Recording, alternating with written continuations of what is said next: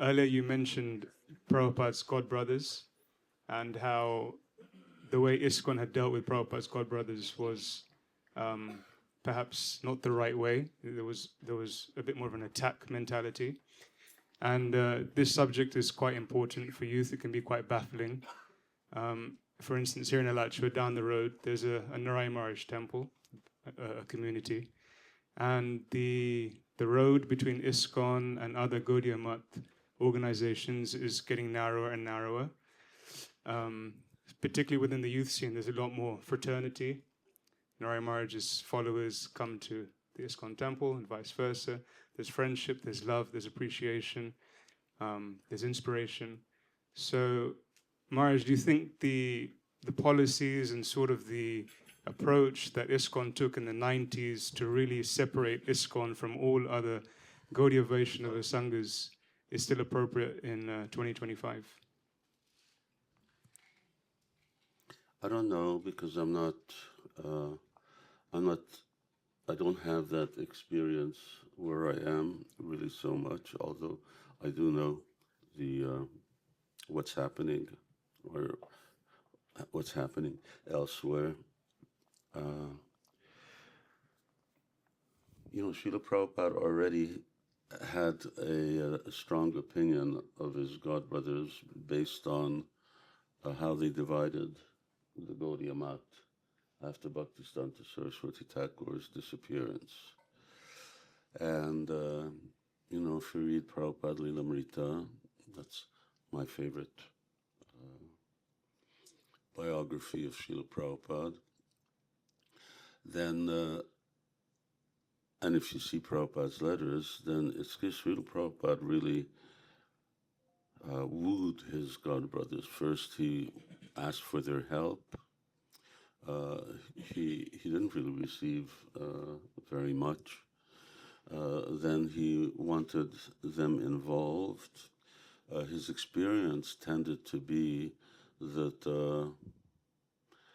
he was downplayed, and his position as the founder Acharya, they didn't like that we called him Prabhupada. They attacked him about that. Anyway, there were different criticisms, and which Srila Prabhupada then started to be very protective of ISKCON and devotees. He didn't want us to be distracted, which is what he was seeing. The general principle is that, we're all Vaishnavas, and that we're all part of Saraswati. We're Saraswata, which means that we're all followers of Bhaktisiddhanta Saraswati Thakur.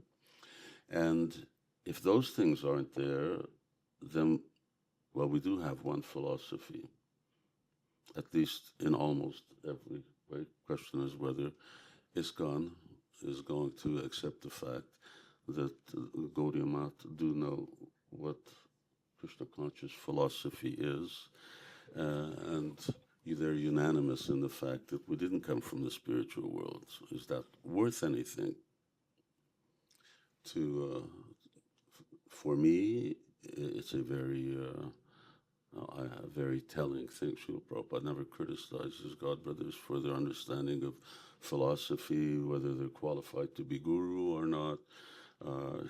There was always an institutional issue, and whether in terms of establishing and continuing Bhaktisiddhanta Saraswati Thakur's mission, whether they were actually being faithful to that. But then aside from that, he said that, in their own way, my god brothers are following Guru Maharaj, and they're going back to Godhead. So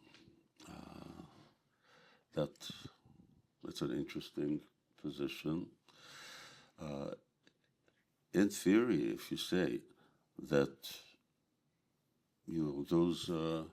those type of disagreements and are all put to the side, and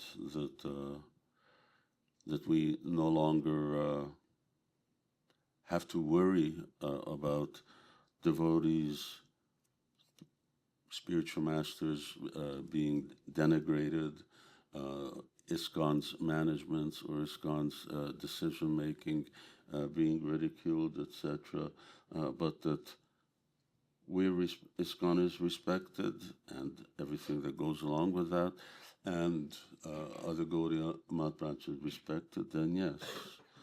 But whether it's Gaudiya Mat or not, I mean, if it's, I don't know, some Christians come into the temple and all of a sudden start yelling at the top of their lungs that Christ is the only way, and you're all being misled by the devil, then obviously we're not going to associate with those people.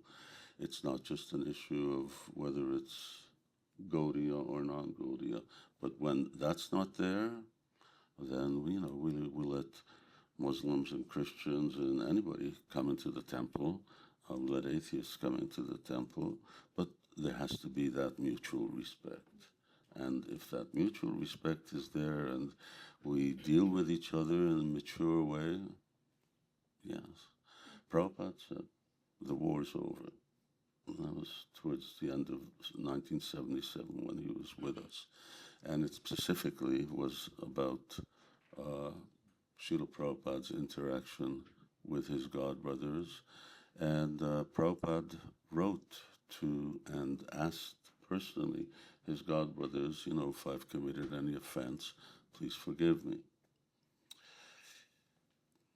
So, and he said, sometimes in preaching, you have to commit offense. So for the sake of protecting what Srila Prabhupada saw, fledgling devotees, who really didn't know anything except Prabhupada.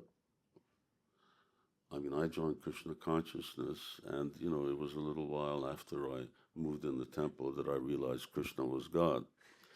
I joined because of Prabhupada, and so did everybody else. So, Prabhupada didn't want us to be a personality cult, but it was Srila Prabhupada's presence that was so strong that, okay, if you say Krishna's God, then we'll take your word for it. I didn't know, I've never heard of Krishna before. So it was just because Prabhupada started saying that, and because we saw this living truth in Prabhupada's personality. In principle, yes. If we can agree and we can agree to disagree and live harmoniously and not hurt each other, then yes. There's no reason why we should. Prabhupada had wanted, he did invite his godbrothers, you come join me and preach Krishna consciousness.